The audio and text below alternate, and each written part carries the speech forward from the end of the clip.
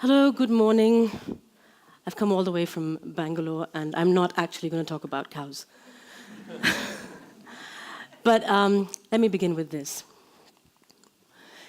India has a rich tradition of knowledge that dates back thousands of years, but it is something that has been limited to the elite few. Until 1950, the draconian caste system ensured that learning was only limited to the elite classes. Even today's Indian finds science to be largely problematic in terms of it being inaccessible, jargon-heavy, and extremely complex. Science institutions are hallowed halls of learning. They're ivory towers that keep science in and keeps people out. So this was certainly something that we felt we had to change. This is a wall that had to come down.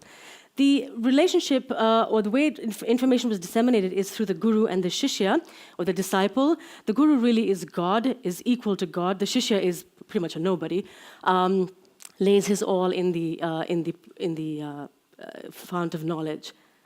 So what we did was we came up with Science in the City. Science in the City is an initiative that seeks to break the divide and take our science out of the institutions and into the city of Bangalore, where we're based. We had two initiatives. One is the Science Cafe, and one is Out of the Lab. Now, the Science Cafe is a really simple initiative. We just get scientists to go into the city. We find a social setting. It could be a cafe, a bookstore, a library, anywhere that we could maybe take for a couple of hours, and we have talks there. Out of the Lab is really a unique platform where we have postdoctoral researchers go to housing complexes and apartment blocks and really home deliver science to you. So anybody who's interested in attending a science talk doesn't need to leave their building at all. It's available for you. It saves you a really long commute because Bangalore is infamous for its terrible traffic, and I'm not kidding about this.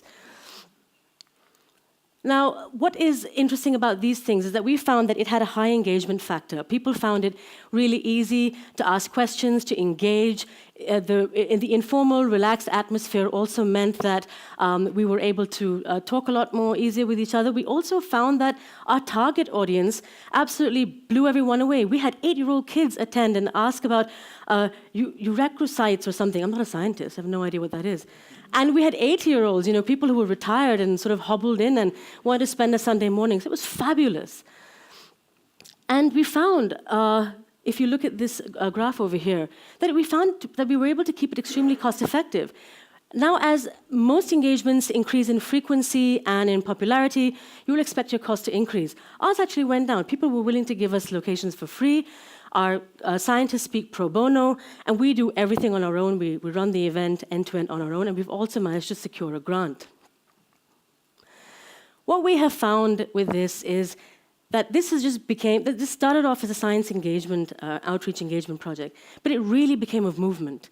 It grew legs. It took off on its own. The people who attended created Facebook groups, WhatsApp groups. They came up to us and said, hey, do you need some help finding locations? We'll do that for you. Students came up from other colleges and said, we'd love to sort of be your volunteers. Can we help you with the next projects? We've got invitations now to take these initiatives to other cities. So we're now doing science cafes in Mysore, Mumbai, Guwahati, and also Shillong. And that happens in the next 1 month. What has also happened is that we found by introducing something simple like Indian hospitality, where you invite someone in and you can't send them away empty-handed, that's not how Indians work. So you invite someone in, you give them a cup of tea. We found that people came in and they sat down and they listened and they gave you their time and they gave you their attention. And all it really cost us was a cup of tea. That's our cost, 40 cents. For a cup of tea and some cookies at the end of our session.